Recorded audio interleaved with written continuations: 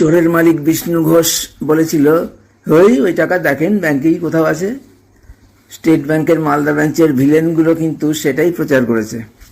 অর্থাৎ চোরের মালিক বিষ্ণু ঘোষের স্ক্রিপ্ট অনুযায়ী সবাই অভিনয় করেছে। চোরের ইচ্ছা পূরণের কথা তো সবাই জানতেই পেরেছে যে আমি ওর কিছু করতে পারিনি, উল্টা আমারই চাকরি খেয়ে নিয়েছে। উল্টে ওর স্টেট ব্যাংকের গোলামগুলো চুরির টাকা উদ্ধার না করে ওকেই পুরস্কৃত করেছে। বিষ্ণু ঘোষের স্ক্রিপ্ট অনুসরণ করার প্রমাণ জানতে পারলাম যে থার্ড পার্টি চুরির টাকা উদ্ধার করে এনে আমাকে দিবে বলেছিল, তার কাছে শোনাচ্ছি আমি।